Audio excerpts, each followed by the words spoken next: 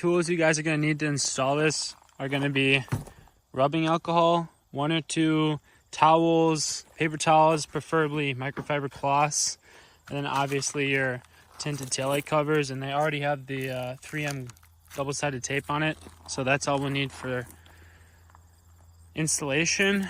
And the first step we're going to do is, if you haven't cleaned your car recently and it's all dusty like this one is you just want to grab one of the microfiber cloths and just get most of the dust off. And all right guys, I just cleaned them off, dusted them off. It's hard to tell in the sun, but the car itself is much more dusty than these taillights now. And the next step is going to be taking your rubbing alcohol, new cloth, and then really the only place you need to get is on these sides of the panels, because that's where the 3M tape will be sticking on to each one. But I'm just going to get the whole thing and make sure it's all nice and clean underneath as well. Make sure to do both sides. All right guys, I just hit him with the rubbing alcohol, and we're just going to make sure to let it dry real nice so we get a good adhesive on the tape. Now the next step is, after it's dried, you want to take your first panel, do not peel off the sticky side yet, and just get a good feel of how these fit onto the taillights, and make sure you can cover all areas and there's no red showing. And each one of these is a different size for each lens here, so just get comfortable with how it fits on the car itself.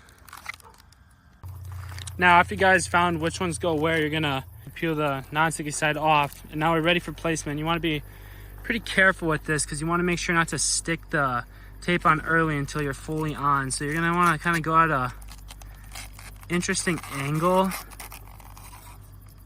and then once you're there, you shove it on like that. And you guys are going to want to apply pressure, a good adhesion on the 3M tape here, and just make sure it's fully set in, make sure up top's fully covered. And it also helps to get them warm. I kind of have them sitting in the sun a little, but you can also take a hair dryer or a heat gun and heat them up just a little to get them real sticky. So we're just going to apply pressure for about a minute, and after you've done one, it's pretty much the same process for the next ones. So I'll get all those done and show a final process of what it looks like with the lights on, off, night and day. Here's just a daylight comparison. These are the all tinted ones, nice dark look, and here's the non-tinted yet.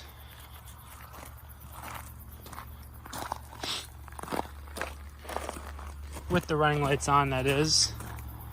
And then here is no lights on, tinted, and the regulars. Alright guys, there's the finished product, fully blacked out. I think it looks absolutely amazing.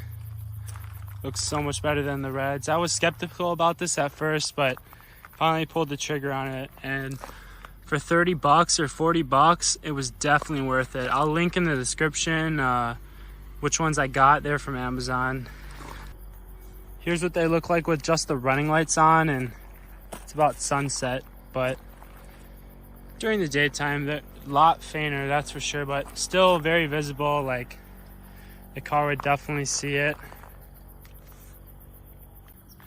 There's the flashers on to simulate the brake lights. Plenty bright enough. There's the finished product near nighttime here. Blacked out, looks absolutely amazing. Can't see any red through them at all. Really good product, easy installation. Totally changes the look. I think it looks amazing. And I'll turn on the running lights for you guys.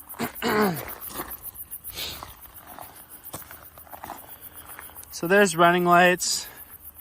The camera really brightens them up more than in person here, but if I go like this, I'd say the one on the left is what it looks like more person here. And then I'll turn on the flashers to simulate brake lights. So there's what your brake lights would look like. That's pretty close to in person there. Just less glare, but looks great. Just enough red to be seen.